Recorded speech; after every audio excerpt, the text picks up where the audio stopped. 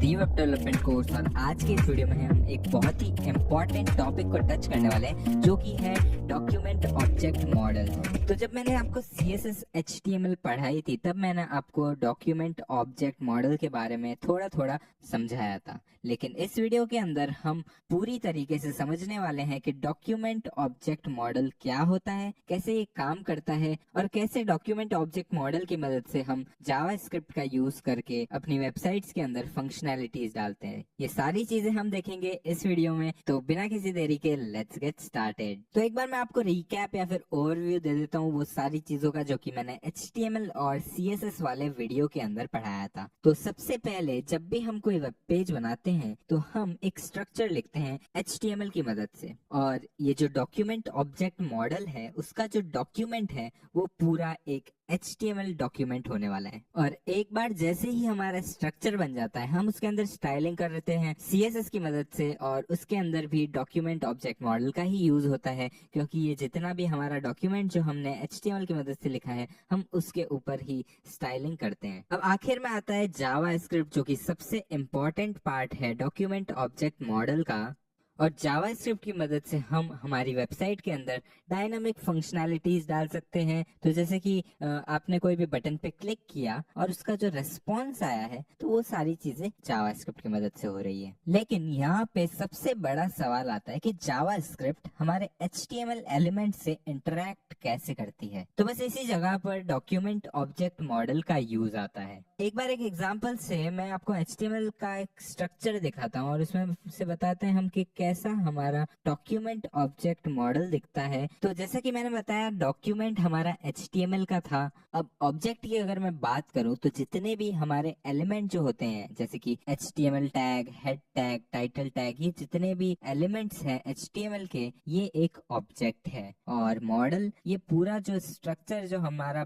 दिख रहा है अभी आपको, ये पूरा एक मॉडल कहलाता है। अब इस मॉडल को हम दूसरे तरीके से देखें तो यहाँ पे ये जो हमारा HTML टैग है ये एक रूट टैग होगा, और इसके अंदर हमारे सारे जितने भी इसके अंदर के एलिमेंट्स आ रहे हैं जो कि इसके चाइल्ड एलिमेंट्स हैं वो होने वाले हैं। तो जैसे कि यहाँ पे आप देख सकते हो हेड टैग है तो ये एक चाइल्ड नोड है इसकी, फिर है बॉडी टैग जो कि एक और चाइल्ड है, ठीक है। फिर इसके अंदर अगर आप हेड टैग में देखो तो हमने एक टाइटल टैग दे रखा है, तो ये जो टाइटल टैग अब आपको दिख रहा है वो हेड टैग का चाइल्ड है। तो HTML का चाइल्ड है हेड और हेड का चाइल्ड है टाइटल। और कुछ इसी प्रकार से आप बॉडी के अंदर भी अलग अलग एलिमेंट्स देख सकते हो और उसके अंदर नेस्टेड और भी एलिमेंट्स हैं, तो मतलब वो उसके चाइल्ड है और जो भी नेस्टेड है वो उसके एक और चाइल्ड है, ठीक है। तो कुछ इस प्रकार से पूरा हमारा मॉडल बनता है और ये जितनी भी हमारे एलिमेंट्स हैं वो ऑब्जेक्ट है। अब ये सारे जावास्क्रिप्ट के एक ऑब्जेक्ट है, और जावास्क्रिप्ट ऑब्जेक्ट क्या होता है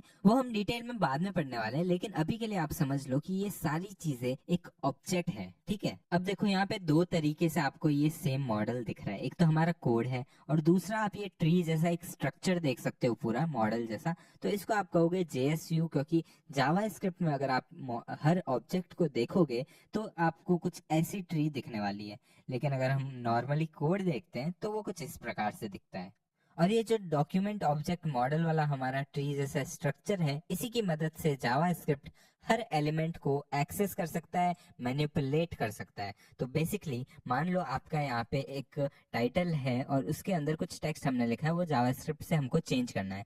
तो हम सबसे पहले हमारा जो रूट टैग है उससे इसको एक्सेस करेंगे कि इसके अंदर जो हमारा टाइटल टैग है वो कहाँ है। तो HTML टैग के अंदर हेड टैग के अंदर हमारा टाइटल टैग आता है। तो बेसिकली हमको पता चल गया कि डॉक्यूमेंट के अंदर इसकी लोकेशन कहाँ है, तो हम इसको एक्सेस कर सकते हैं और इसके अंदर जो भी मैनिपुलेशन है वो हम आसानी से कर सकते हैं। तो अब हम इस कोड की मदद से एक बार डॉक्यूमेंट ऑब्जेक्ट मॉडल को समझने की कोशिश करते हैं, ठीक है। तो बेसिकली यहाँ पे आप देख सकते हो मैंने एक वेरिएबल बनाया था नमस्ते बटन नाम का, और इसके अंदर मैंने यहाँ पे लिखा है डॉक्यूमेंट डॉट क्वेरी सेलेक्टर। तो इसका क्या मतलब हुआ, तो जैसे ही मैंने यहाँ पे डॉक्यूमेंट लिखा है तो इसका मतलब इसने हमारे डॉक्यूमेंट ऑब्जेक्ट मॉडल को सेलेक्ट कर लिया, और उसके बाद में क्वेरी सेलेक्टर ये एक फंक्शन है जिससे हम किसी भी एलिमेंट को सेलेक्ट कर सकते हैं। तो मैं इस पे हवर करता हूँ तो आप यहाँ पे देख सकते हो क्वेरी सेलेक्टर क्या करता है, वो फर्स्ट एलिमेंट यहाँ पे सेलेक्ट कर देता है, जो भी यहाँ पे उसको सेलेक्टर मैच कर रहा है। तो बेसिकली सबसे पहला बटन जो भी होगा हमारा वो यहाँ पे इसको सेलेक्ट कर लेगा और इस नमस्ते बटन नाम के वेरिएबल में स्टोर कर लेगा। तो एक बार जैसे हमारा ये जो बटन है वो सेलेक्ट हो गया, फिर हम इसके अंदर यूज़र एक्शन करवा सकते हैं।